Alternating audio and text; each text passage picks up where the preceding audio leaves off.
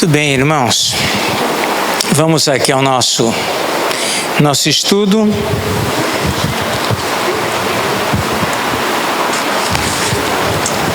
Vamos abrir nossas Bíblias no livro de Levítico,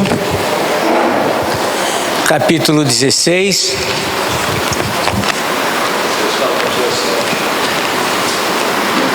Olha lá. Olha lá.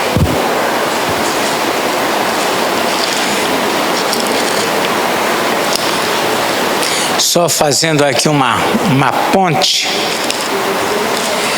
No 16 nós falamos na semana passada acerca do dia da expiação. Expiação no sentido de o dia do perdão, o dia da purificação dos pecados. Temos alguém que nos visita pela primeira vez antes da gente iniciar? Não? Então tá bom. Muito bem. O dia da expiação era um dia nacional de confissão de pecados. Nesse dia o povo todo era convidado a lamentar, a reconhecer seus pecados. Era um dia especial, né? Era um dia tão especial esse dia, Yom Kippur, que é curioso, né? Até o Joel me lembrou depois que teve uma guerra contra Israel, se não me engano, não sei se foi a Guerra dos 6 Dias, muito conhecida, que os inimigos atacaram Israel justamente nesse dia, porque sabiam que nesse dia era um dia de descanso nacional e que eles estariam vivendo essa experiência do dia da expiação. Era um dia reservado para a confissão do pecado nacional, era um dia que certamente eles não estariam preparados para reagir. Lógico que aí eles, na verdade, o Senhor, né, agiu nessa guerra chamada, se eu não estou enganado, a Guerra dos 6 Dias, que de uma forma extraordinária Israel venceu inimigos muito maiores e mais numerosos do que eles, mas eles não conseguiram prevalecer contra Israel. Mas isso é uma questão de verificar depois e confirmar se o nome da batalha foi essa. Mas enfim, o dia da expiação era um dia da confissão nacional do pecado. Por isso que nós tratamos aqui no capítulo 16 como era importante esse dia. A ordem era que anualmente esse dia fosse separado para que Israel confessasse os seus pecados. Muito bem. Vemos aqui a festa anual das expiações, que está aqui no último bloco aqui desse capítulo, e então vem o 17, como o Celso lembrou, que vamos tratar hoje. Leis referentes à matança de animais ou dos animais. Então vamos ler aqui os versículos 1 e 2. Aliás, do 1 até o versículo de número 4. Vamos lá, alguém pode ler.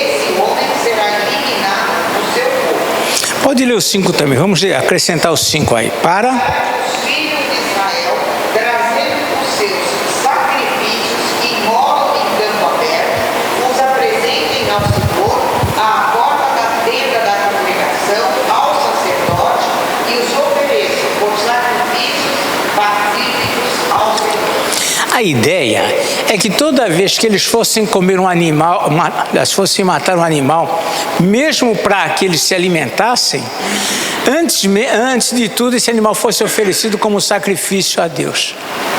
Era alguma coisa para ensinar ao povo que a vida pertence a Deus e que ninguém teria o direito de matar os animais a esmo em qualquer lugar, longe do Senhor, como se o homem tivesse o direito sobre a vida. Então há aqui um princípio de ensino com respeito a isso. O povo tinha sido ensinado que o elemento, o sangue, era o elemento pelo qual se fazia a expiação de pecados. É como se, por causa do pecado do homem, o próprio homem teria que morrer. Mas o sacrifício de animais, que eram oferecidos a Deus, ia ensinando aos homens que era possível ele pagar os seus pecados sem derramar o próprio sangue, se houvesse alguém que o representasse. Vejam que a ideia é apontar para Cristo, que está lá na frente. Mas antes de Cristo, como que eles iam lidar com isso? Antes da vinda de Cristo. Então, ao invés de eu morrer pelos meus pecados como judeu, eu tomava no dia da expiação, tomava um animal, uma ovelha, um macho perfeito, tinha que ser, a gente vai ver isso mais à frente, e esse animal era oferecido e sacrificado no meu lugar. É como se Deus aceitasse o sangue desse animal no meu lugar. Então a matança de animais era alguma coisa que devia obedecer um critério, devia ser de acordo com a vontade de Deus, esse animal tinha que ser primeiramente colocado diante do Senhor, e é por isso que diz aqui: qualquer homem da casa de Israel que imolar boi ou cordeiro ou cabra no arraial fora dele e os não trouxer à porta da tenda da congregação como oferta ao Senhor, tal homem seria culpado de sangue. Era uma regra. Vejam que isso não era simples. Como assim, né? Você está longe lá da tenda da congregação, mas teria que trazer, essa era a regra. Então vejam que não é todo dia que alguém ia fazer um churrasco, não é todo dia que alguém ia comer carne. Por quê? Tinha que ser um momento especial, tinha que passar aqui, antes de tudo, pela porta do tabernáculo, ensinando que a vida, que o sangue que era derramado, representava a vida. E tudo isso deveria obedecer uma regra. Vamos abrir aqui para a gente entender um pouco disso, em Hebreus 9, 22.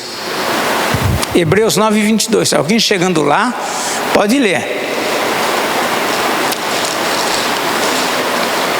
Com efeito, quase todas as coisas, segundo a lei, se purificam com sangue, e sem derramamento de sangue não há remissão. Muito bem, então vejam que esse era o sentido do sangue. O autor aos Hebreus aqui está escrevendo sobre essa questão do sangue no Antigo Testamento, né?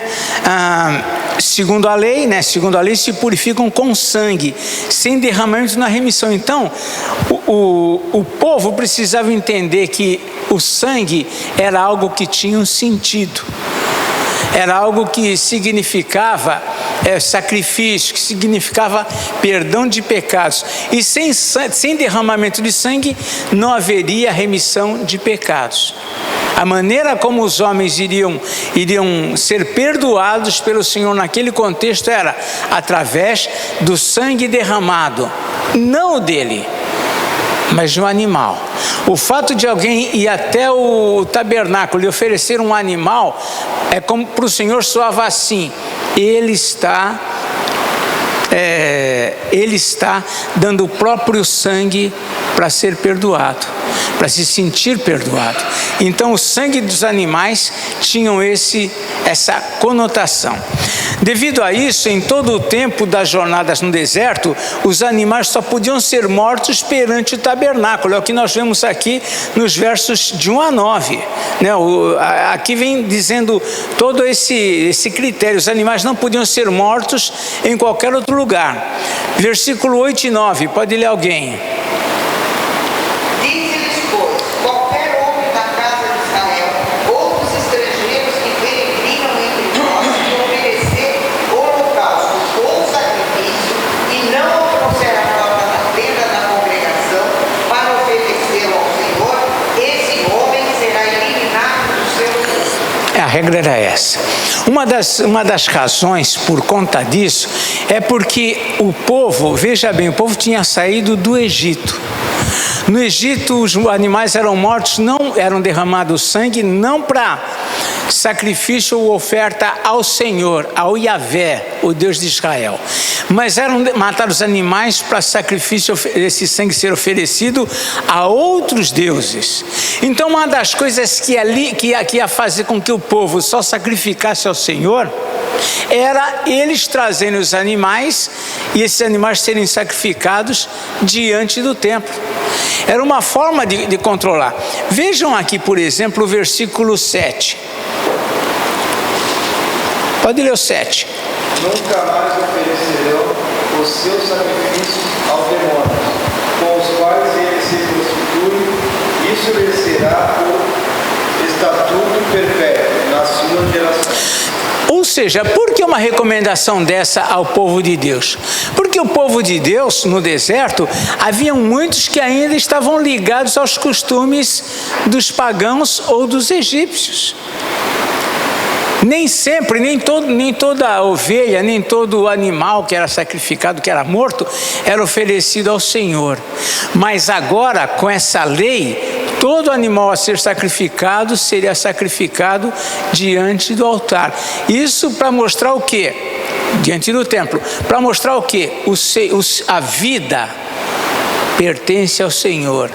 Ninguém tinha o direito de matar um animal qualquer longe sem antes ser oferecido esse animal, ser consagrado ao Senhor.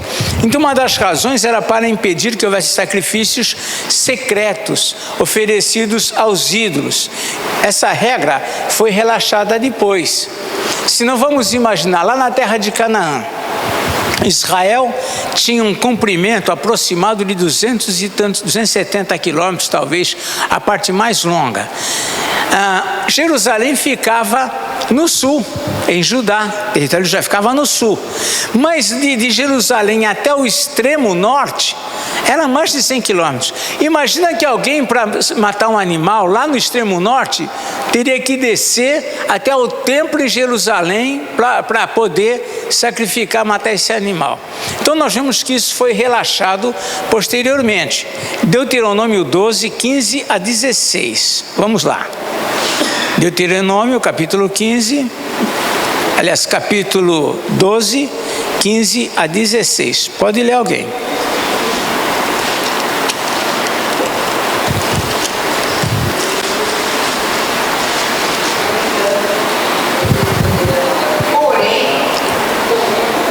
Vamos lá.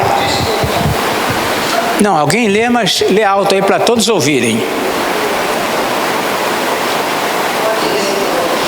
Porém, consoante todo desejo de tua alma, poderás matar e comer carne nas tuas cidades, segundo a bênção do Senhor, teu Deus. O imundo e o líquido dela comerás, assim como se come o corso. A carne do corso. E o veado. Isso. 16. Então somente o sangue não comerás sobre a terra e derramarás. Muito bem, então havia a regra de não comer o sangue devia ser derramado sobre a terra nessa matança do animal, mas eles poderiam comer nas suas cidades. Ou seja, no deserto era um contexto mais próximo. Agora, habitando em lugares distantes, então esse princípio foi, digamos assim, relaxado, mas lá eles podiam fazer isso. Pois não. Pode falar. Não, eu pensava, né, a minha maneira de pensar, que todo animal que era sacrificado era inteiramente usado, ou os sacerdotes, a vida de sacerdote, não é para me levar para minha casa. Sim. Agora, pelo que o senhor está falando, era proibido, no caso, de matar um animal para alimento da minha família. No deserto, para matar um animal, o que acontece? Esse animal, é importante, esse animal que eles iam matar para a família comer, não era um animal oferecido como holocausto. Não. Era um animal, era um sacrifício pacífico. Não era o holocausto. O holocausto era pelo pecado. Era um tipo de sacrifício. Esse só comiam, a carne era toda queimada. Quando era um sacrifício que eles ofereciam ao Senhor e tal, então os sacerdotes comiam esse animal, a coxa direita e o peito era do sacerdote que oferecesse o animal. Mas esse tipo aqui, eles chamam de sacrifício pacífico, ou seja, o próprio ofertante e a família e os convidados poderiam comer dessa carne. Nesse contexto do deserto tinha. Ele não podia falar, ele tá lá longe, vamos comer um boi hoje, aí matar um boi, não. Não era assim. Ou então ele convidava a pessoa, vamos até o tabernáculo, lá a gente vai, lá era oferecido, era consagrado esse animal, e então ele era morto e a família poderia comer. Por isso que se chama de sacrifício pacífico, né? Tanto é que quando nós lemos lá em Deuteronômio capítulo 12, sim, apenas tinha sacrifício pacífico, tinha holocausto, tinha da expiação, então aí vai mudando as conotações. O sacrifício, por exemplo, pelo pecado, na verdade quem podia comer era só o sacerdote e a família dos sacerdotes, tá? Alguém mais? Pastor, aqui no 16 fala tão somente o sangue não comerás, sobre a terra e derramarás como água. Sim.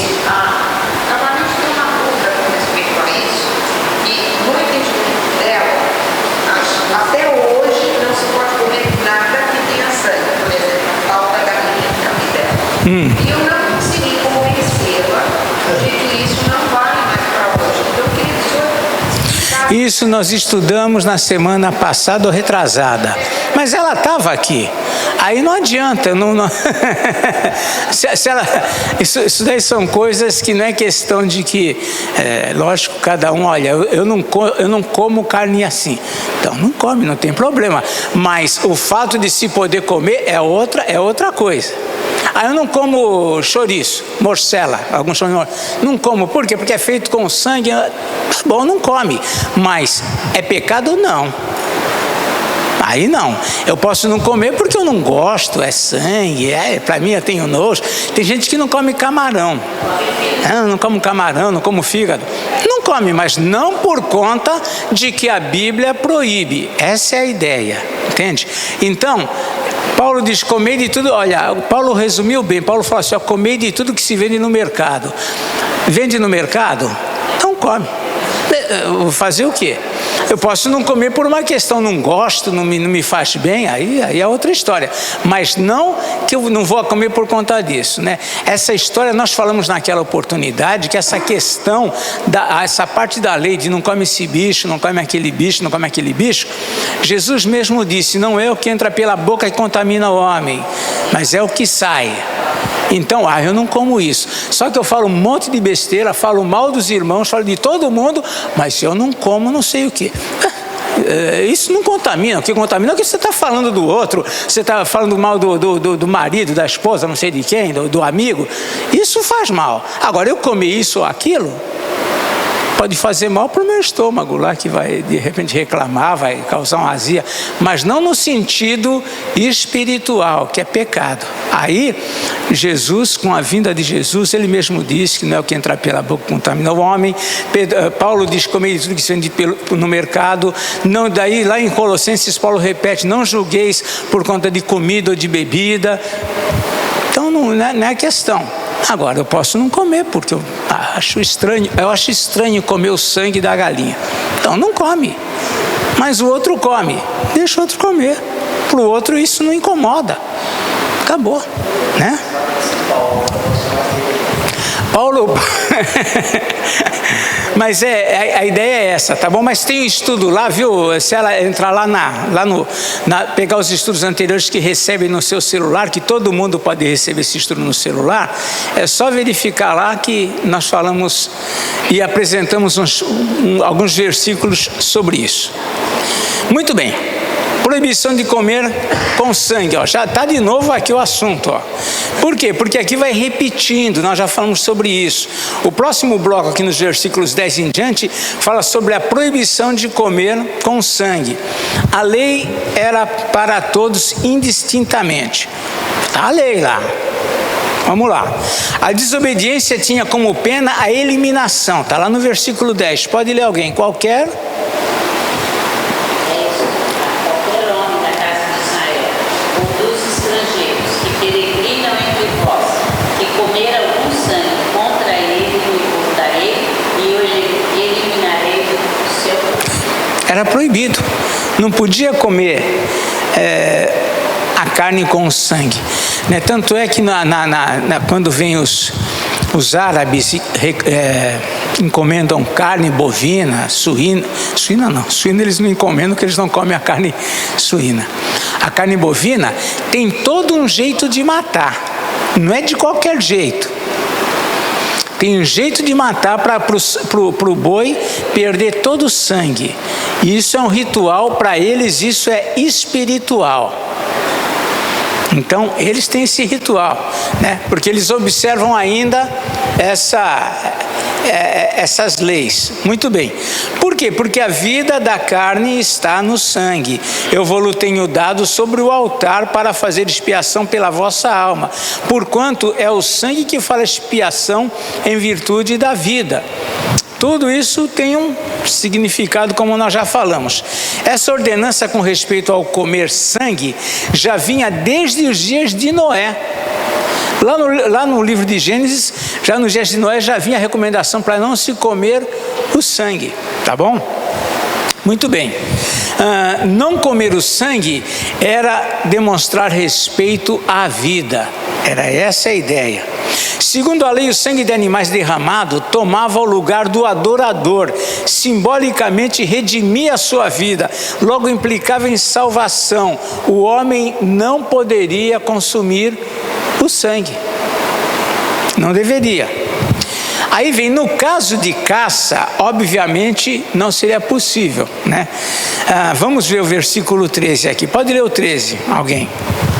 Qualquer homem dos filhos de Israel ou dos estrangeiros que peregrinam entre vós, que caçar animal ou ave que se come, derramará o seu sangue e o cobrirá com pó. Por quê? Não tem como você achou um veado lá no campo, carregar ele vivo até em frente do altar. Lógico, era uma caça. Você matava esse animal onde você encontrasse, né? Então era diferente. Mas como que ia fazer ainda com esse animal? Aqui diz assim, ó: derramará o seu sangue e o cobrirá com o pó. Então, mesmo a caça, quando eles matassem, derramava o sangue e não pegava a caça e levava embora, não. Cobre com o pó, cobre com terra o sangue. E isso para demonstrar o respeito com a vida. Essa era a ideia.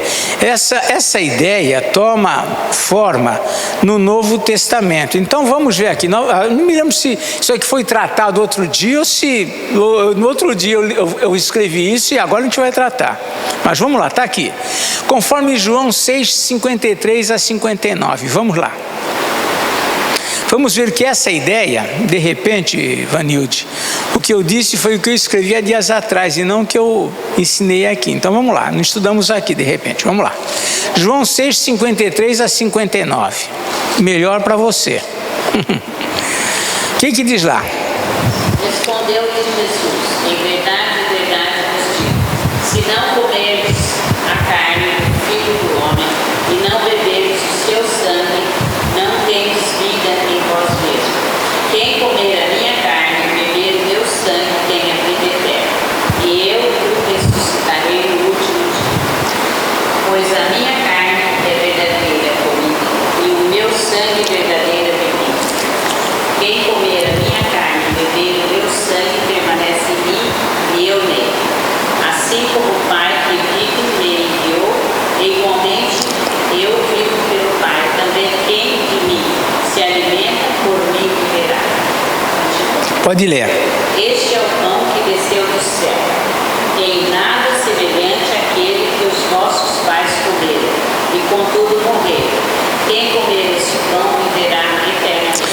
Vejam só, sabe o que aconteceu quando Jesus fez esse discurso?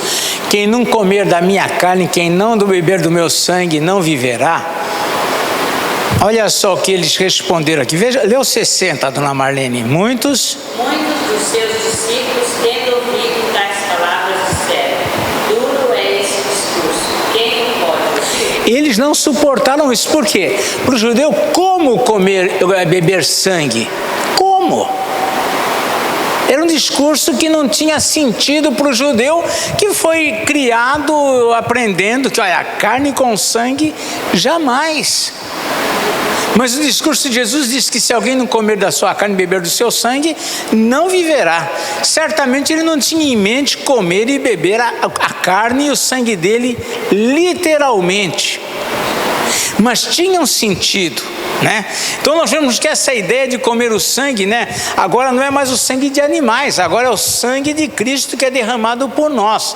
Não era mais o sangue de uma ovelha, de um boi, de uma oferta ao Senhor como sacrifício pelos meus pecados. Agora eu teria que receber o sangue de Cristo. Era uma coisa totalmente novo, era alguma coisa cerimonial. Por isso que toda vez que a gente vai participar da ceia do Senhor, nós sempre lemos um dos textos lá em Mateus 26, ou em 1 Coríntios 11 ou 10, onde Jesus disse: olha, isto é o meu corpo. Tomou o pão e disse: isto é o meu corpo, que é entregue por vós, comei dele todos. Este é o meu sangue, derramado em favor de muitos, para a remissão de pecados. Bebei dele todos. Ou seja, para o judeu que era habituado a essa ideia de comer sangue, isso não tinha nenhum sentido. Isso não tinha nenhum sentido. É interessante que no decorrer da história, após a morte de Jesus, a igreja continuou celebrando a ceia do Senhor e tudo mais, e os que queriam acusar a igreja de erros, de cometer absurdos, diziam: olha, lá os cristãos, esses cristãos são antropófagos, eles comem a carne de Jesus que morreu e bebem o sangue.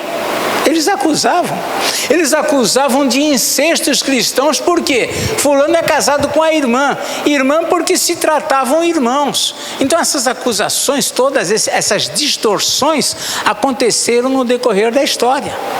Mas essa questão do que comer, do que beber, o que é possível, Jesus foi tratando tudo isso, né?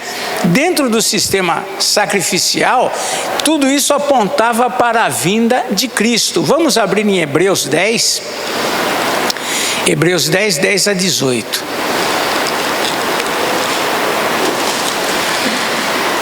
De 10 a 18. É um texto longo, mas vale a pena você ler aí na carta aos Hebreus, para a gente entender a questão dos sacrifícios. Vamos lá. Pode ler. Todo sacerdote se apresenta dia após dia a exercer o seu... Não, é o 10, 10 a 18. Hebreus 10, 10 a 18. Isso. Não. 10 a 18. Nessa vontade é que temos sido santificados, mediante a oferta do corpo de Jesus Cristo, uma vez por todas. Ora, todo sacerdote se apresenta dia após dia a exercer o serviço sagrado e a oferecer muitas vezes os mesmos sacrifícios, que nunca jamais podem remover pecados. Jesus, porém, tendo oferecido para sempre um único sacrifício pelos pecados, a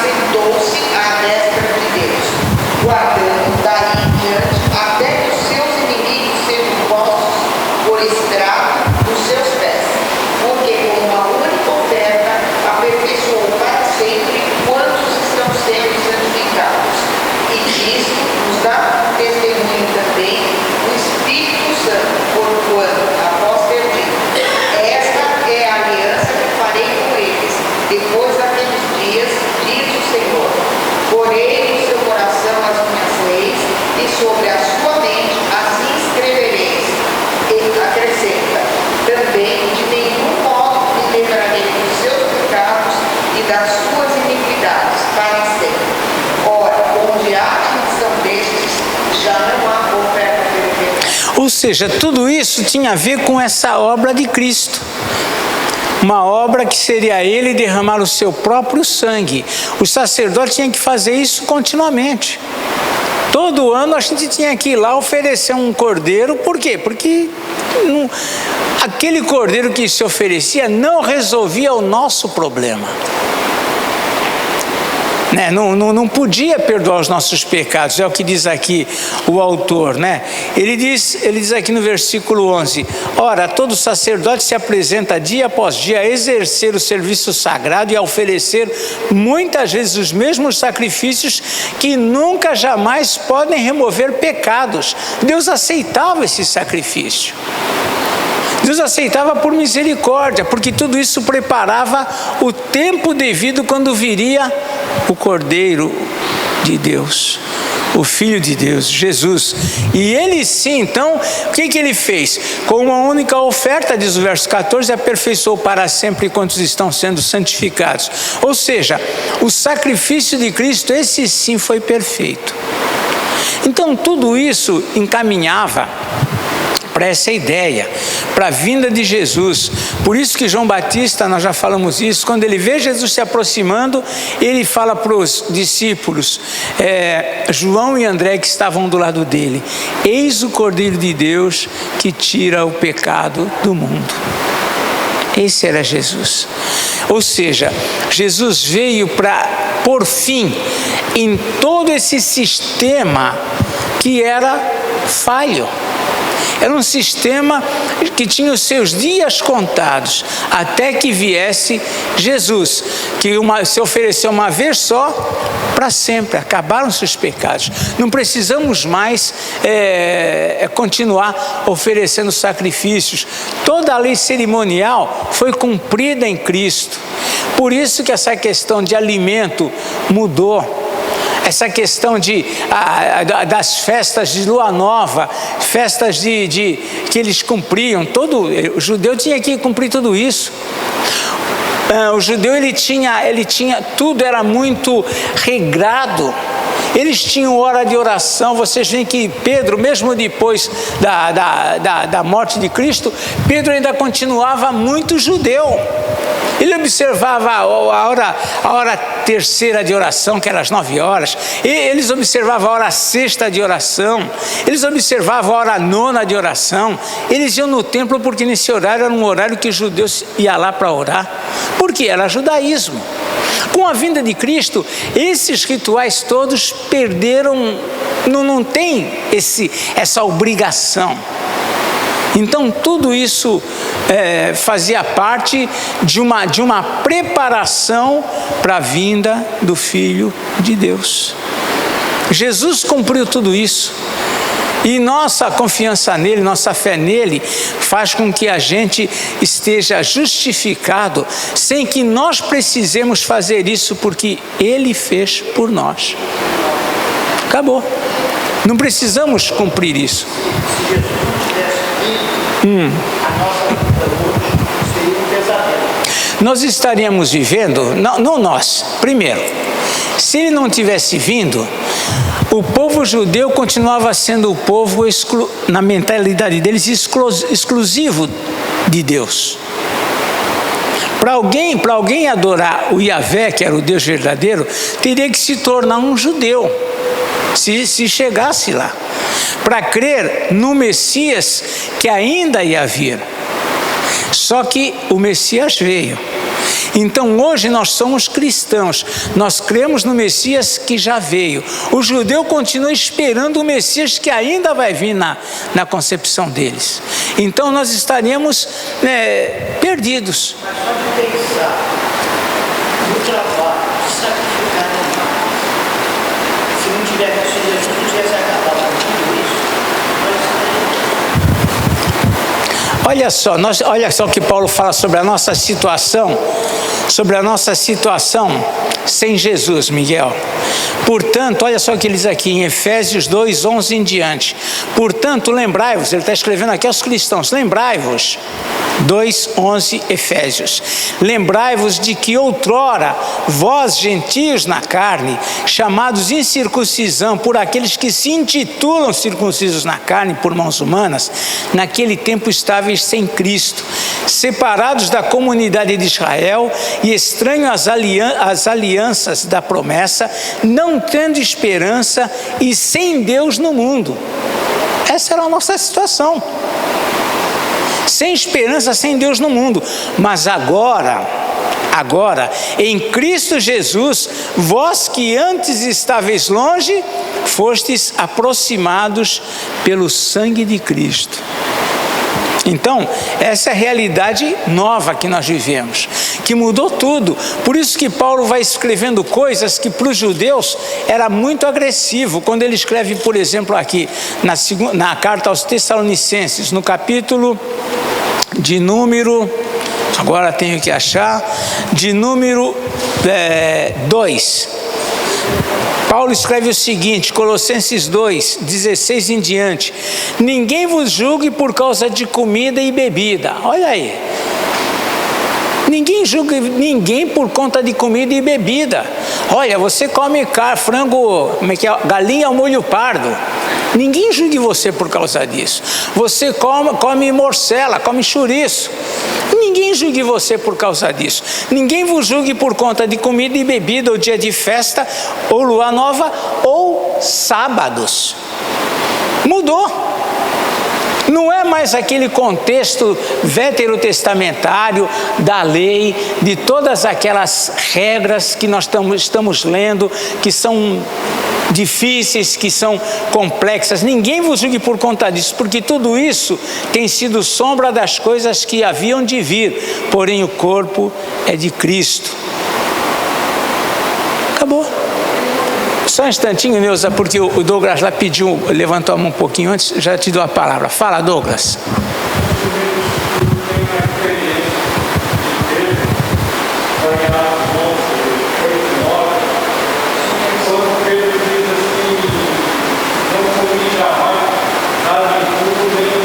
Isso, na descida do lençol lá.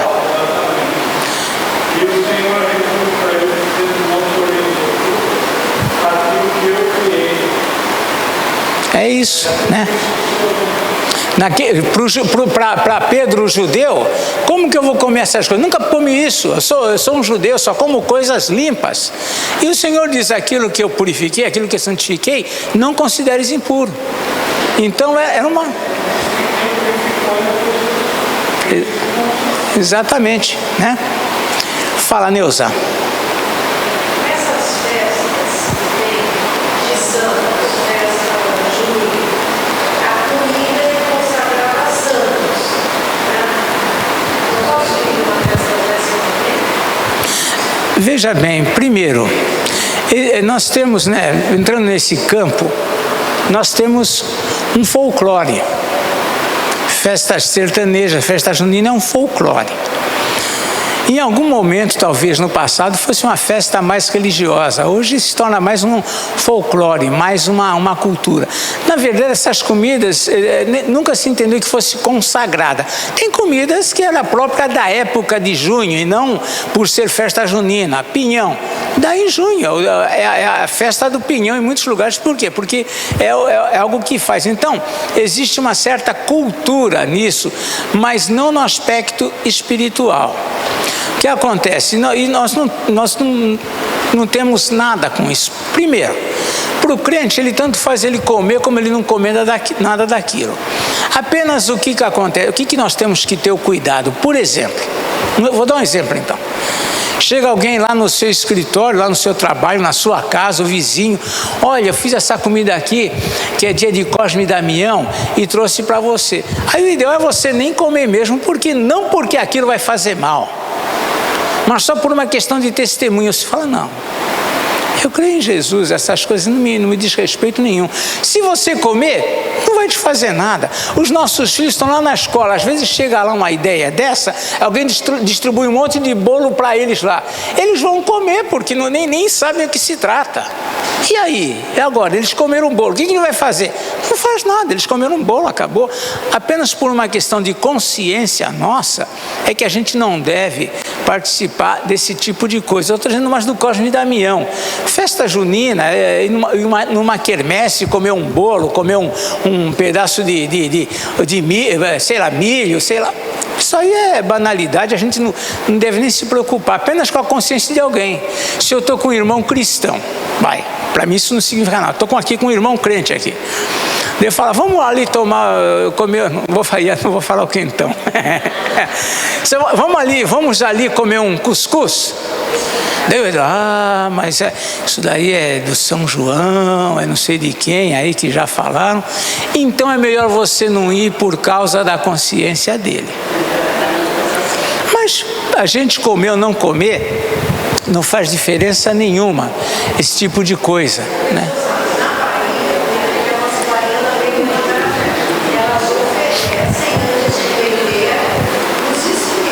Aí, o que eu digo, para nós, o que isso tem a ver? Mas você não é filha de Jesus, do Senhor de toda... Você não é o Senhor do produto que foi feito a acarajé, não é Jesus que é o dono? Cada centímetro dessa terra, Jesus é o dono. Eu não tenho por que temer essas coisas. Eu posso, por uma questão de consciência, não vou comer porque... eu vejo lá o camarada oferecendo aquela comida, eu não vou ver, mas agora... Com a minha consciência, eu entro em qualquer mercado e posso comer qualquer coisa. Com a minha consciência tranquila. Se você for pensar assim, digamos que lá na fábrica, qual é a marca do seu carro? É Fiat. Digamos que lá na fábrica, que a Fiat resolveu agora consagrar os carros dela, todo não sei para quê, porque acha que vai vender mais carro. Digamos que o camarada que montou o seu carro, que apertou o último parafuso, seja um espírita daqueles bem... E aí? O que isso tem a ver com você? Nós cremos em Deus. Nós cremos no Deus Todo-Poderoso. Não é porque você acorda de manhã, por exemplo, vou contar uma história que pode acontecer. Você acordar de manhã, tem um aguidar na frente do seu portão, lá com uma galinha, com farofa. O que você vai fazer? Ai, meu Deus do céu, o que eu vou fazer? Não posso sair de casa hoje? Você pegar aquilo, jogar no lixo e segue a vida. Só que se você, olha, isso aqui foi oferecido para o Espírito não sei o que lá. Não, você crê em Deus. É Ele que é o Senhor, é Ele que é o Todo-Poderoso. Então essas coisas, para a gente não tem. Por isso que quando Paulo escreve aos Coríntios, que havia comidas oferecidas aos ídolos, Paulo fala o seguinte, olha, por conta da consciência, não come. Mas para a gente, ele também diz, para a gente isso não significa nada. Por quê? Porque Deus é o Senhor de tudo. Jesus disse, não é o que entra pela boca que contamina o homem, é o que sai. Então, não é isso. Só não vou ficar fazendo essa digamos assim, não vou ficar...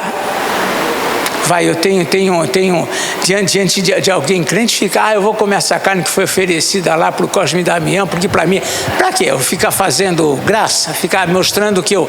Não. Como o pão da proposição que era só para os sacerdotes comerem, né? Mas ele estava ali numa situação, ele comeu. Então, nós não estamos sujeitos. Isso é rudimento. O texto que nós lemos lá de Colossenses, se você continuar lendo, aqui no versículo 20 diz assim, olha, se morrestes com Cristo para os rudimentos do mundo, por que, como se vivesseis no mundo, vos sujeitais a ordenanças? Olha o que ele diz, não manuseis isto, não proves aquilo, não toques aquilo outro, segundo os preceitos e doutrinas dos homens? Superstição. Não põe a mão nisso, porque isso daqui, disseram que o Exu não sei o que lá.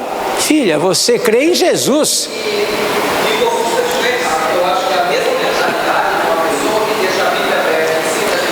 Sim, é o místico, né?, é, é, é, é o místico, né? É, é, é o místico, né? É, é, é, é o místico, né? É, é, é o místico, né? É, é, é o místico, né? É, é, é o místico, né? É, é, é o místico, né? É, é, é o místico, né? É, é, é o místico, né? É, é, é, é o místico, né? É, é, parece ser muito espiritual, mas não tem o conhecimento. Esse é o ponto. O conhecimento, por isso que o pessoal gosta de falar isso, mas é real.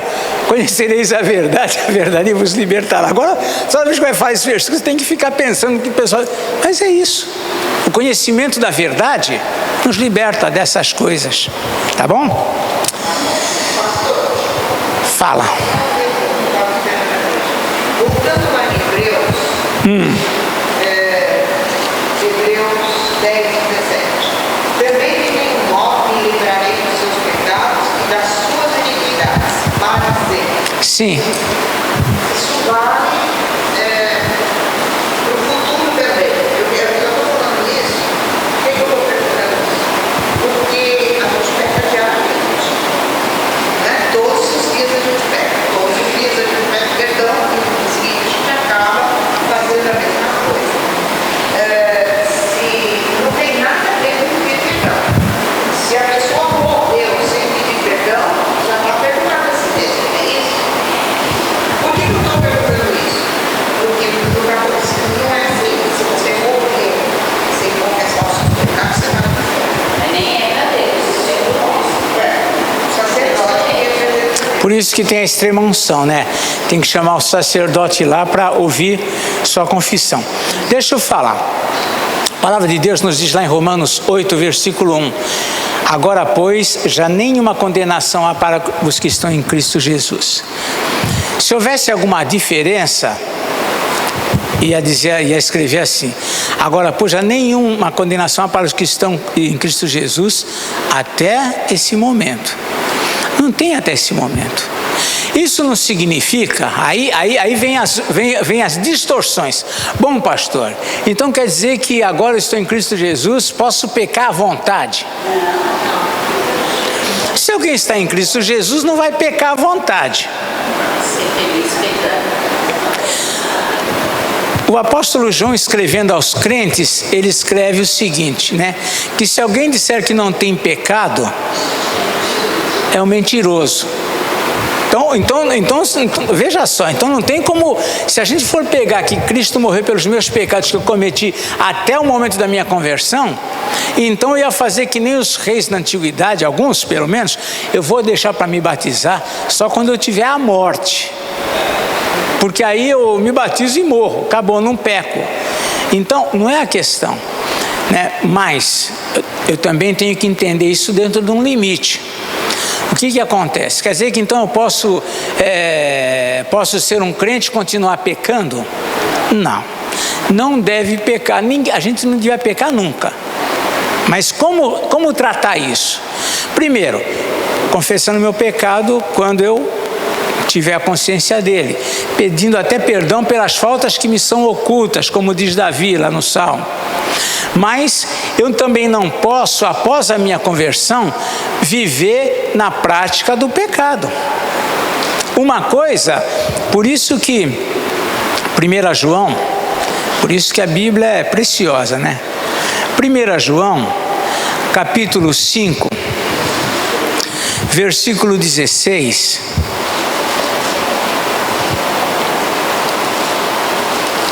Pode ser o versículo 18. Não, versículo 18. Não é que pode ser, é o versículo 18. Pode ler. Sabemos que todo aquele que é nascido de Deus não vive em pecado. Antes, aquele que nasceu de Deus o guarda, e o maligno não lhe toca. Repara aí no início do verso. Sabemos que todo aquele que é nascido de Deus, grifo em negrito, não vive pecando. Ainda bem que João não escreveu, sabemos que todo aquilo que é nascido de Deus não peca. aí, gente, vamos pôr a viola nas costas e vamos embora, porque não tem jeito. Não é isso que está escrito. Então, eu tenho que entender assim, eu continuo pecador mesmo após a conversão, enquanto nessa terra continuo. Mas eu posso viver pecando? Não.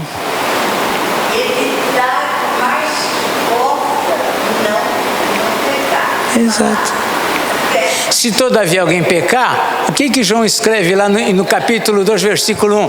Temos advogado junto ao Pai. Mas e se a pessoa faz a conversão e depois Primeiro, se ela vive em pecado o tempo todo, ela tem que perguntar-se a si própria: será que eu sou um convertido? Porque eu gosto tanto de viver pecando. Será que eu sou um convertido? É o racional.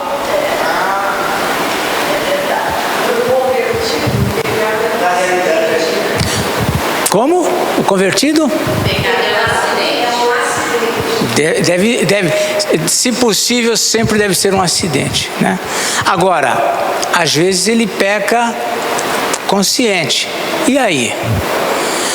Ele às vezes peca consciente agora e depois lá na frente ele fala: puxa, fiz besteira, me arrependi.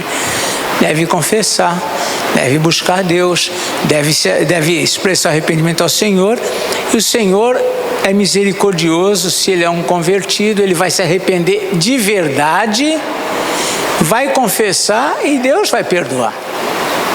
As misericórdias do Senhor se renovam a cada manhã, diz lá a palavra. Então, isso, é por isso que João, quando diz aqui, olha só o que eles falam assim, aqui no capítulo 2 de 1 João, versículo 1. Filhinhos meus, estas coisas vos escrevo para que não pequeis. João está sendo claro. Estou escrevendo isso para vocês não pecarem. É aquele conselho que pai dá para a filha: olha, estou indo para você não fazer isso. Todavia, aí ele continua, que bom que o Senhor é misericordioso. Todavia, se alguém pecar, né? Se alguém pecar, não é para mim me desesperar. Pronto, caí da graça, perdi a salvação, agora não tem mais jeito, então vou me afundar. Não. Se todavia alguém pecar, né? Se arrependa, pensa que tem esperança. Se alguém pecar, temos ao advogado junto ao Pai, Jesus Cristo, o justo. Sempre há esperança para o homem, para o eleito. Sempre há esperança para nós, né? Quando você olha a vida dos homens de Deus, tem alguns que você fala: eu não daria mais uma chance para esse camarada. Leia lá a história do rei Manassés. Vê se você ia perdoar o rei Manassés. Vai lá. Queimou o próprio filho lá no fogo. Você fala: como que eu perdoar um homem desse? De jeito nenhum. Levou o povo todo à idolatria, prostituição. Aí veio o castigo, pesou lá, Deus entregou ele aos adversários. Quando ele se viu em desespero, ele tinha até abolido o culto a Deus, tirou tudo do templo e colocou as coisas de Baal. Ele fez o terror. Aí, para nossa surpresa, a gente fala: mas como é que pode? No desespero ele clamou ao Senhor. Olha, o Senhor é maravilhoso. Ele coloca umas coisas na Bíblia que é para a gente pensar a esperança, né? Aí no desespero ele clamou ao Senhor. Aí, para nossa surpresa, o Senhor ouviu a oração dele e fez com que ele ainda fosse libertado e depois voltasse para governar. Aí, quando ele volta para governar, ele manda tirar todos os ídolos da casa de Deus. Ele tomou uma posição. Então, a gente fala: como é que pode? E Acabe? Acabe era de acabar mesmo. Acabe acabava mesmo. Tudo bem, ele morreu perdido porque ele não se arrependeu e foi lá, mas teve um contexto lá que Acabe ficou lá manhoso e o profeta Eliseu falou: olha, por mim já... O Senhor falou: você está vendo que o Acabe se arrependeu? Olha, o Senhor, mas Senhor, tem dó o Acabe? Você está vendo que ele se arrependeu diante da situação? Teve mais uma chance, que ele não aproveitou depois, mas o Senhor, por isso que a Bíblia do Senhor é misericordioso, e temos que louvar a Deus, sabe por quê? Porque se não fosse a misericórdia dele, eu seria o primeiro a evaporar, a sucumbir. Então, é isso que mostra agora, né? Os nossos pecados foram perdoados em Cristo Jesus, tanto no que diz respeito ao meu passado, quanto ao meu futuro. Agora, se eu for tirar isso para dizer, bom, então, opa, então já está garantido minha salvação? Tá. Agora então eu vou demonstrar exatamente que eu não sou salvo coisa nenhuma, né? Então eu preciso considerar isso. Nossa, 9:05 aqui, ó. Andamos pouco dessa vez, hein? Mas vamos entrar aqui rapidamente. Vamos aqui rapidamente no capítulo 18, hein? Só para dar um insight aqui, dar uma introdução aqui. Capítulo 18 de Levítico, então, aqui já fala sobre, né, casamentos ilícitos, né? Então nós vemos aqui, casamento era um assunto que necessitava também de orientação. Vejam que naqueles dias, a lei era o povo que fazia, o certo e errado, como fazer, cada um vivia como achava melhor, né? Mais que uma esposa, enfim, tinha todo um contexto. Então aqui nós temos algumas orientações. Vamos ler aqui o versículo 1 ao capítulo 18, versículos 1 ao 5. Pode ler alguém? Disse mais o Senhor a Moisés: fala aos filhos de Israel e dize-lhes: eu sou o Senhor vosso Deus. Não farei segundo as obras da terra do Egito, em que habitastes, nem farei segundo as obras da terra de Canaã, para a qual eu vos levo, nem andareis nos seus estatutos. Farei segundo os meus juízos e os meus estatutos guardareis, para andardes neles. Eu sou o Senhor vosso Deus. Portanto, os meus estatutos e os meus juízos guardareis. Cumpri-los o homem viverá por ele. Eu sou o Senhor. Muito bem, então nós vamos aqui essa introdução, só vou ficar na introdução.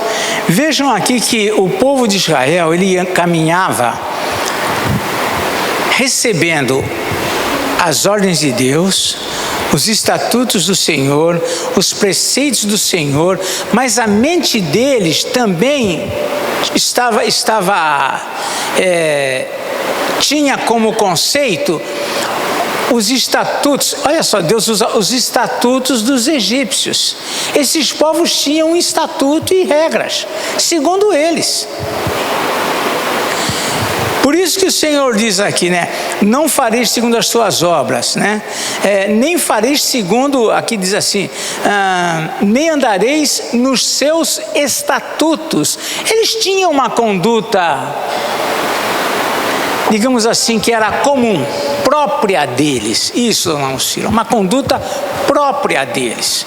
E Deus está dizendo: vocês não vão andar na conduta deles, vocês vão andar segundo os meus estatutos.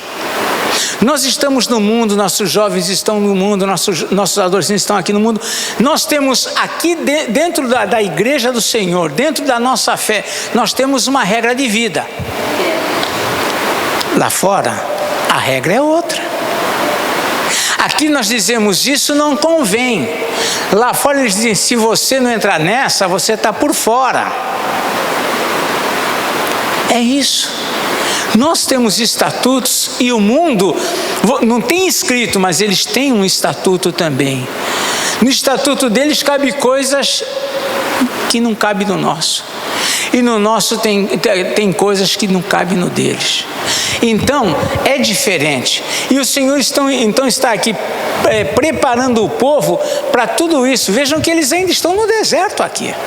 O tabernáculo acabou de ser inaugurado. Ele está repetindo aqui essas leis. Ele diz no versículo 4: fareis segundo os meus juízos e os meus estatutos. Ah, mas lá no mundo isso é comum. Mas dentro do povo de Deus isso não é comum. Mas lá no mundo isso não é errado. Mas dentro da casa do Senhor, no meio do povo de Deus, isso é errado. É por isso que nos tornarmos cristãos envolve esse entendimento. Tem coisas que não nos cabe mais, mesmo estando no mundo, não nos cabe mais. não deve fazer parte da nossa vida.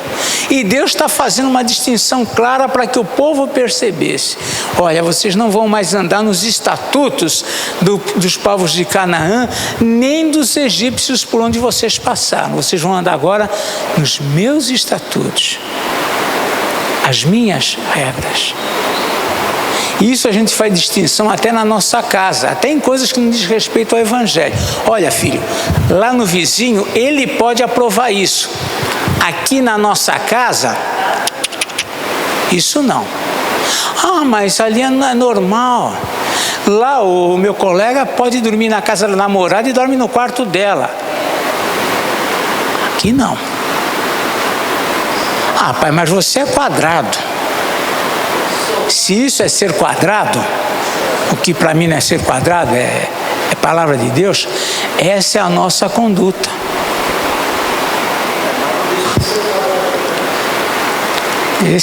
Não, retangular, né? Mas então, o Senhor está aqui preparando esse povo. Então, tudo isso é a introdução, mas que cabe a nós, né, considerarmos a própria vida da gente. Às vezes nós queremos estar na igreja, queremos estar servindo a Deus, mas nós queremos também um pouquinho dos estatutos lá de fora. Às vezes usamos até os estatutos lá de fora para justificar os nossos atos. Não. Deus está dizendo para o povo: vocês conhecem os estatutos dos egípcios e dos povos aqui de Canaã, mas vocês vão seguir os meus estatutos. Essa é a diferença. Semana que vem a gente continua, tá bom?